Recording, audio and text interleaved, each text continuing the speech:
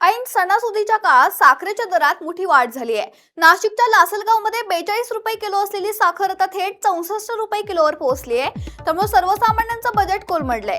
ऊसापासून साखरेपेक्षा इथेनॉल निर्मितीला प्राधान्य दिलं जात असल्यानं देशांतर्गत साखरेचा पुरवठा कमी होत असल्याचा दावा केला जातोय। त्यामुळे साखरेच्या दरात तब्बल 50% वाढ झाल्याचं सांगितलं जातंय। साखरेचे दर नियंत्रणात आणण्यासाठी शासकीय हस्तक्षेपाची गरज असल्याचं लासलगाव येथील चांदर पाटील किराणा मॉलचे संचालक विशाल चांदर पाटील यांनी सांगितलंय। विशाल चांदर पाटील यांच्याशी बातचीत केली आमचे प्रतिनिधी रवींद्र जाधव यांनी। जुलै रोजी साखरेचा भाव 40-42 रुपये होता। आज 20 ऑगस्ट आहे। आज साखरेचा भाव होलसेलमध्ये 62 रुपयापर्यंत गेलेले आहे आणि रिटेलमध्ये ते 64 रुपयापर्यंत झालेले आहे। साखर वाढण्यामागचं कारण म्हणजे कुठल्याही वस्तूचे भाव हे उत्पादन आणि पुरवठा यावर अवलंबून असतात।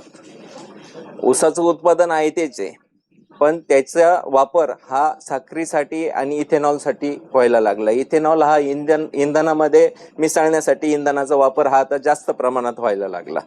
त्यामुळं साखरेचे कोठे हे पूर्ण होत आहे, रिसेलवाले पूर्ण होत आहे, साखरेची मागणी वाढलेली आहे। पुढे सणाचे दिवस आहे, त्यामुळं साखरेचं डिमांड हे जास्तच राहणार आहे।